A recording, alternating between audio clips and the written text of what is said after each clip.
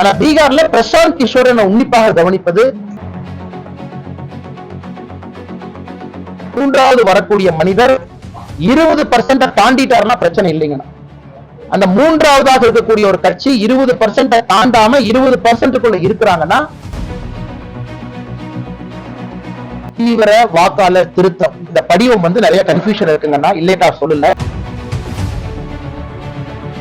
இன்னைக்கு கண்டிப்பா வீட்டில் இருக்கக்கூடிய பெரியவர்கள், தாய்மார்கள், இளைஞர்கள் யாராக இருந்தாலும் பீகார் வளர்ந்திருக்கா? கண்டிப்பா வளர்ந்திருக்கு. தமிழ்நாடு அளவுக்கு வளர்ந்திருக்கா? கண்டிப்பா. தமிழ்நாட்டுல சென்னையில சாப்ட்வேர் கம்பெனி இருக்கிறத விட பெங்களூர்ல அதிகமா இருக்கா. அதுக்காக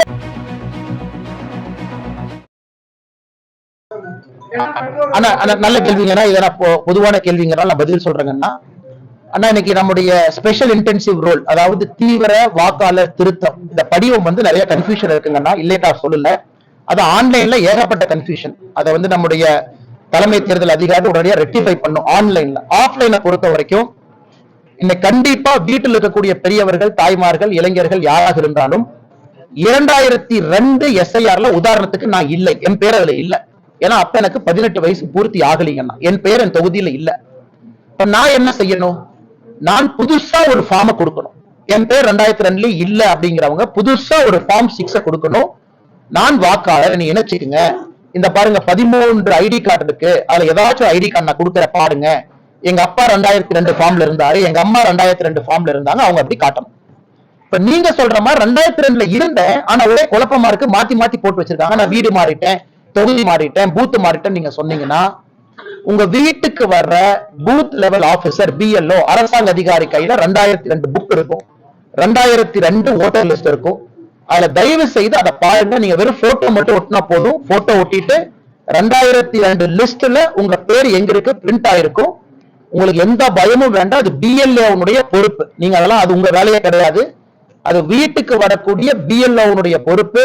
நான் 2002 இருந்திருக்கேன், இடம் மாறி இருக்கலாம், என்னுடைய அட்ரஸ் மாறி இருக்கலாம், பூத் மாறி இருக்கலாம், அது BLO பாத்துக்குவாங்க. நீங்க எதுவும் ஒரி பண்ணிக்காதீங்க. ஆனாலும் அந்த எனுமரேஷன் ஃபார்மை ஃபில் பண்ணி கையொப்பமோ கையெழுத்தோ போட வேண்டிய கடமை உங்களுக்கு இருக்கு. என்னை போன்று இல்லாதவர்கள் 2002 பேர் இல்லாதவங்க அப்படிங்கிற நீங்க கொஞ்சம் சிறப்பு வேலையை செய்யணும். ஃபார்மை ஃபில் பண்ணணும். 2002 இருந்தவங்களுடைய கனெக்ஷன் நீங்க எழுதணும். அதுவும் BLO பொறுப்பு. தமிழகத்துல கிட்டத்தட்ட 5 கோடிக்கு மேல ஃபார்ம் கொடுத்துட்டாங்கன்னு எலெக்ஷன் கமிஷன் சொல்றாங்க, 6.5 கோடி ஓட்டர்ஸ்ல. அதனால் BLO பொறுத்தவரை அந்தந்த வீட்டுக்கு வரக்கூடியவங்க தயவு செய்து அதை பார்க்கணும். அதே நேரத்தில் கட்சியின் சார்பாக பாரதிய ஜனதா கட்சி சார்பாக ஒருத்தர் போவாரு, பூத் லெவல் ஏஜென்ட் 2 BLA 2 நம்ம அவங்களுக்கு பேர் வச்சிருக்கோம், எலெக்ஷன் கமிஷன் வச்சிருக்காங்க. அவர்களும் உங்களுக்கு உதவி பண்ணுவாங்க. ஒரு அரசியல் கட்சி திமுக, அதிமுக, BJP, காங்கிரஸ் யாராக இருந்தாலும் உங்க வீட்டுக்கு ஒரு BLA 2 வருவாங்க. அவர்களையும் நீங்க கூப்பிட்டு பயன்படுத்திக்கங்க. BLO ஃபார்ம் மட்டும் வாங்கி அரசியல் கட்சிகள் உங்களை வச்சு ஃபில் பண்ணி அரசியல் கட்சியும் போய் BLO ஆபீஸ்ல கொடுக்கலாம். BLO தான் வாங்க வேண்டிய அவசியம் இல்லை. அதனால் யாரும் பயப்பட தேவையில்லை. எல்லோருக்கும் இதுல உத்தரவாதம் இருக்கு. நிறைய குளறுபடிகள் இருக்கு, இல்லை என்று சொல்லல. ஆனா BLO பொறுப்பு 2002 இருந்தாலும் சரி, இல்லை என்றாலும் சரி, நீங்க ஃபார்மை மட்டும் ஃபில் பண்ணி கொடுங்க. கரெக்ஷன், அந்த இடம், அட்ரஸ் அதெல்லாம் அவங்க பாத்துக்குவாங்க.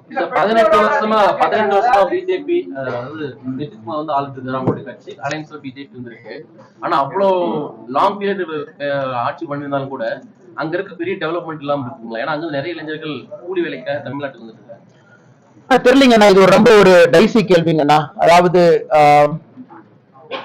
நிதிஷ்குமார் அவருடைய காலகட்டத்துல பீகார் வளர்ந்துருக்குன்னா வளர்ந்துருக்கு, அதுல எந்த மாற்று கருத்தும் இல்ல. ரோடு முதல்ல இருந்ததை அதிகமா இருக்கு, ஹாஸ்பிட்டல் அதிகமா இருக்கு, ஸ்கூல்ல டிராப் அவுட் ரேட் குறைஞ்சிருக்கு, அதிக பேர் இன்னைக்கு கிராஜுவேட்ஸா மாறி இருக்கிறாங்க, எம்ப்ளாயபிலிட்டி அதிகமா இருக்கு, எளிமையா சொல்லிங்கன்னா.